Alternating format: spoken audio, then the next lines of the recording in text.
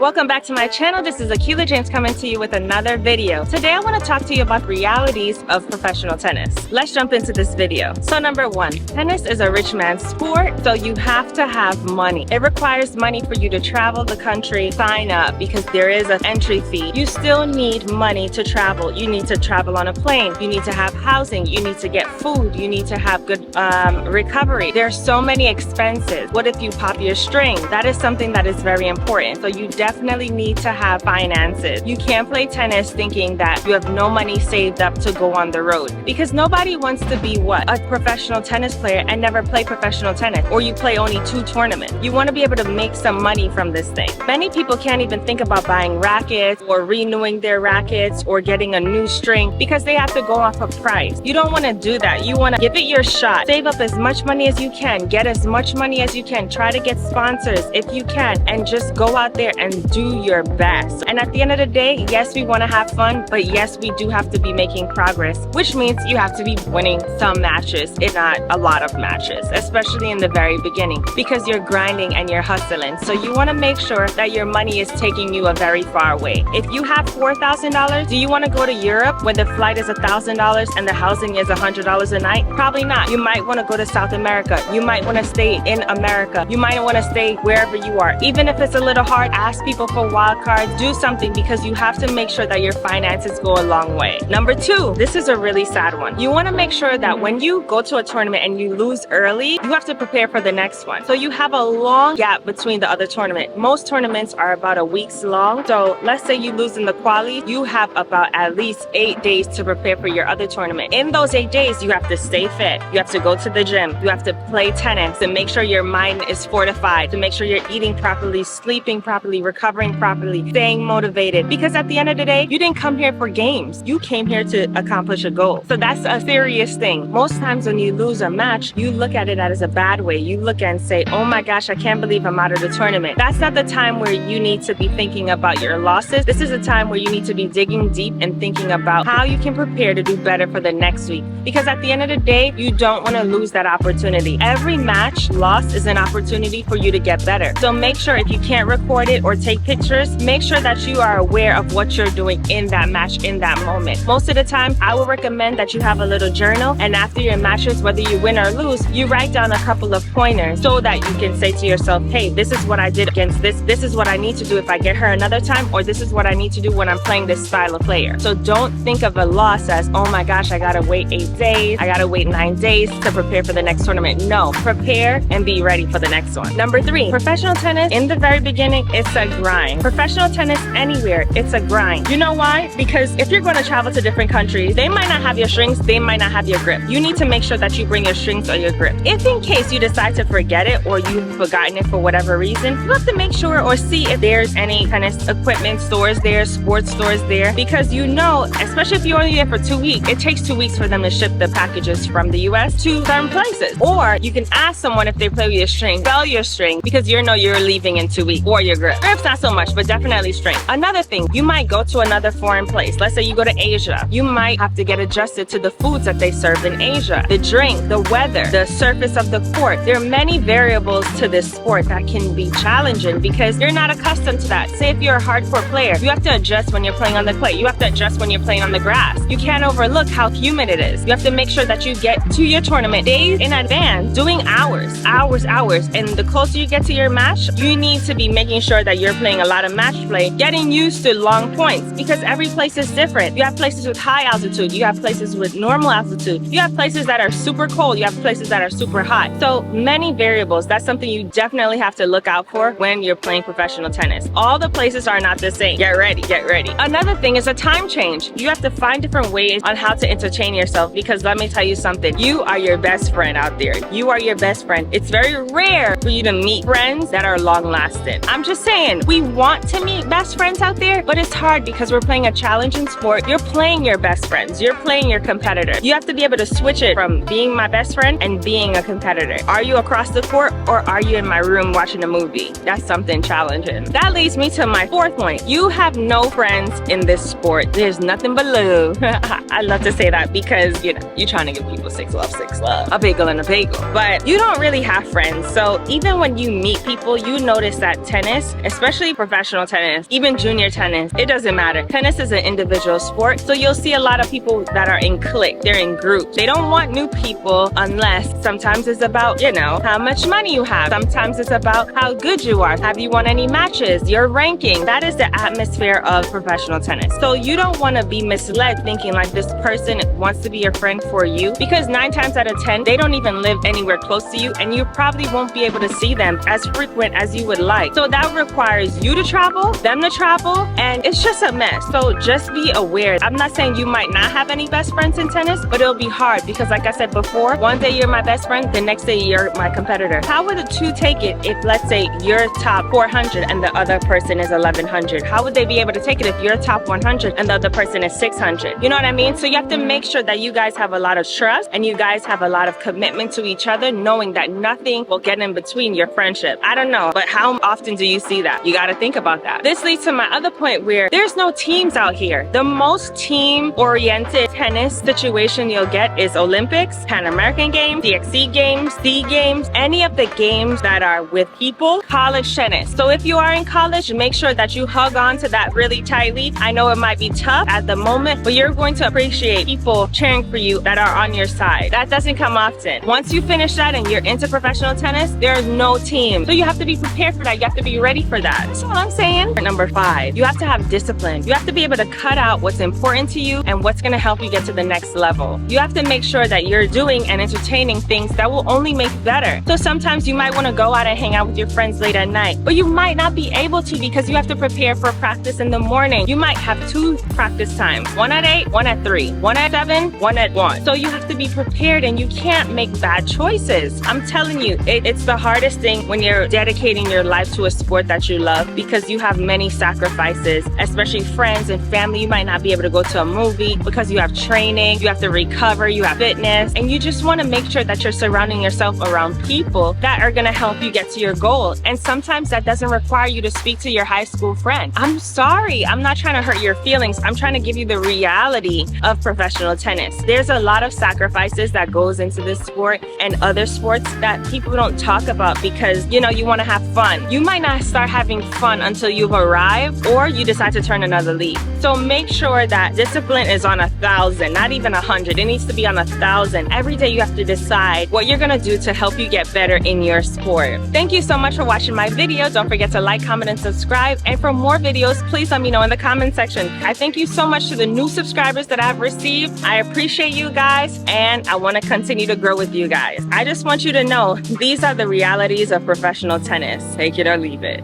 Bye!